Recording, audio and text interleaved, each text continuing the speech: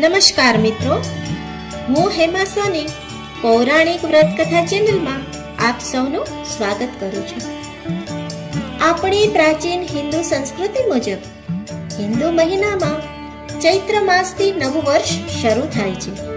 તો ચૈત્રથી ફાગણ મહિના સુધી એટલે કે 12 મહિનામાં 24 અગિયારસ આવે છે. એટલે કે એક મહિનામાં 2 અગિયારસ આવે છે. અને આ અગિયારસનું ધાર્મિક મહત્વ તો છે જ, સાથે સાથે તેની પાછળ વિજ્ઞાન પણ કામ કરે છે. તો આ અગિયારસ કરવાથી, તેની કથા અને તેનું મહત્વ સમજવાથી આપણને માનસિક તો લાભ થાય છે, તેમજ શારીરિક પણ લાભ થાય છે. તો ભક્તજનો, જો આ કથા સાંભળવામાં અને તેનું મહત્વ સમજવામાં આપણને મજા આવે તો આ ચેનલને જરૂરથી લાઈક, શેર અને સબસ્ક્રાઇબ કરશો. ધર્મરાજા યુધિષ્ઠિર ભગવાન શ્રી કૃષ્ણને પૂછે છે કે હે ભગવાન, હવે મને માઘ શુક્લ એકાદશીનું વ્રત સાંભળવાની ઈચ્છા છે, તો કૃપા કરીને તે બાબતે મને જણાવો. એ એકાદશીનું નામ શું અને એ એકાદશીએ કયા દેવનું પૂજન કરવું? આથી ભગવાન શ્રી કૃષ્ણ બોલ્યા કે હું તમને માઘ શુક્લ એકાદશી કે જેને જયા એકાદશીની કથા તરીકે ઓળખવામાં આવે છે.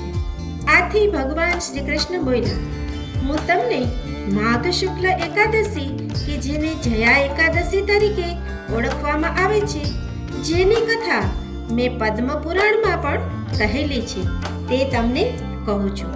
એક વખત ઇન્દ્ર સભામાં અપ્સરાઓ નૃત્ય કરી રહી હતી. ગાંધર્વો અને કિન્નરો અપ્સરાઓને સહકાર આપી રહ્યા હતા.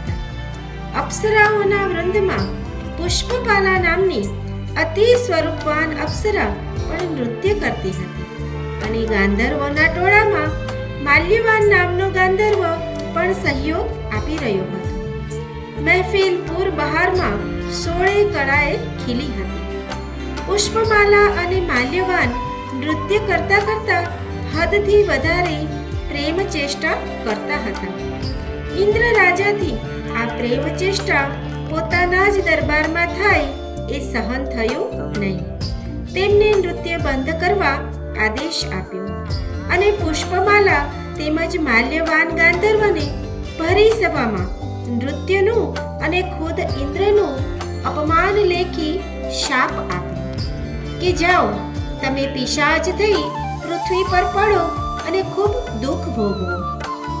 આમ શાપ લાગવાથી પુષ્પમાલા અને માલ્યવાન શાપિત થઈ પિશાચ યોનિમાં આવીને પૃથ્વી પર પડ્યા.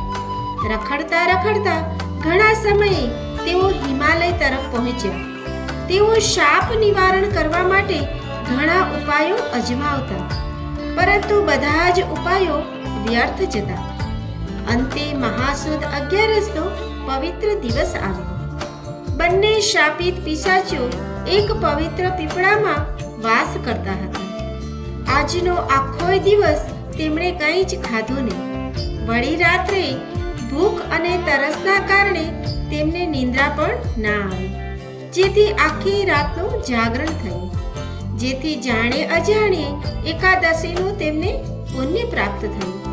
પરિણામે બીજા દિવસે તેઓ પોતાના મૂળ સ્વરૂપમાં આવીને સ્વર્ગમાં ગયા.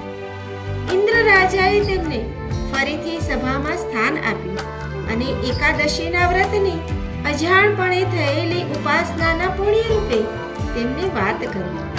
જ્યાં એકાદશીના વ્રતનો મહિમા આવો અદ્ભુત અને અલૌકિક તેમજ સર્વલોકનું કલ્યાણ કરવાનો છે.